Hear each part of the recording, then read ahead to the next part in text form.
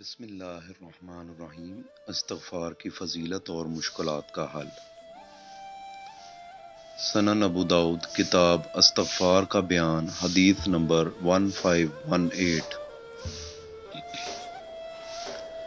عبداللہ بن عباس رضی اللہ عنہ کہتے ہیں کہ رسول اللہ صلی اللہ علیہ وسلم نے فرمایا، جو کوئی استغفار کا التزام کر لے تو اللہ اس کے لیے ہر تنگی سے نکلنے اور ہر رنج سے نجات پانے کی راہ ہموار کر دے گا اور اسے ایسی جگہ سے رزق عطا فرمائے گا جس کا وہ تصور بھی نہیں کر سکتا۔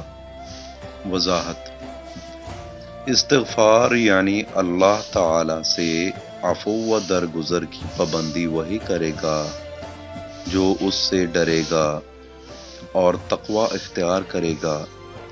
ارشاد باری تعالی ہے جس کا ترجمہ یہ ہے، جو اللہ سے ڈرے گا اللہ اس کو ایسی جگہ سے رزق عطا فرمائے گا جس کا وہ گمان بھی نہیں رکھتا ہوگا۔ استغفر اللہ الذی لا الہ الا هو الحی القیوم واتوب الیہ۔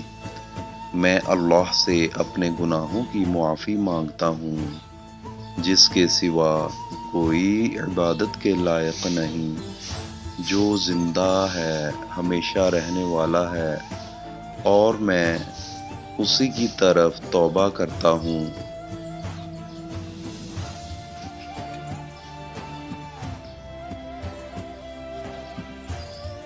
کسی اللہ کے بندے نے ایک سوال بھیجا ہے جس کا ایک عالم دین نے جواب دیا ہے،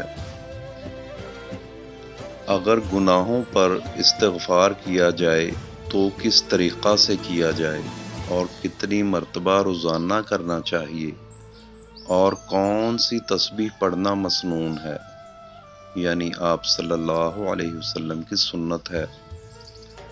جس کا جواب ایک اللہ والے نے یہ دیا ہے،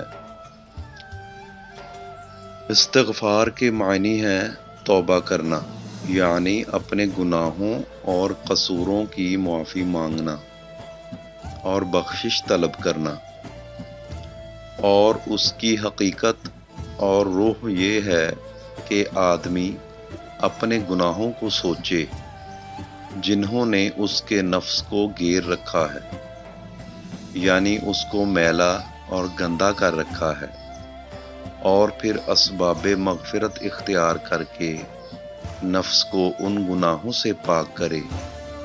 اس کا طریقہ یہ ہے کہ اول باری تعالی کے حضور اپنے گناہوں کا اعتراف کرے اور اس پر ندامت کا اظہار کرے اور آئندہ گناہ نہ کرنے کا پکا عزم کرے، اور اس کے بعد صدقے دل سے توبہ و استغفار کرے، اور اس کے لیے کوئی بھی ایسے الفاظ جن میں اللہ سے معافی مانگے کا معنی موجود ہو استعمال کیے جا سکتے ہیں۔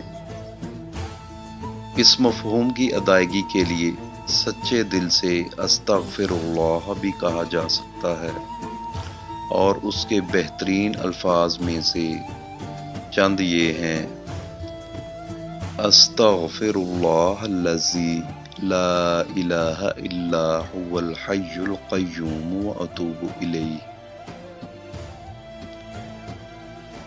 استغفر اللہ ربی من کل ذنب واتوب الیہ، اور رب اغفر لی وتب علی انک انت التواب الرحیم۔ استغفار کے کلمات تو مسلسل پڑھتے رہنا چاہیے۔ نبی کریم صلی اللہ علیہ وآلہ وسلم سے ایک ایک مجلس میں 70 مرتبہ استغفار ثابت ہے۔ البتہ گناہوں سے سچے دل سے توبہ کرنے کے بعد گناہوں کے بارے میں اپنے اختیار سے بار بار نہیں سوچنا چاہیے۔ اللہ تعالی کی رحمت سے امید رکھی جائے کہ وہ صدقے دل سے توبہ کے بعد معاف کر دیں گے۔ فقط واللہ علم۔ اللہ تعالی ہمارے تمام گناہوں کو معاف فرمائے۔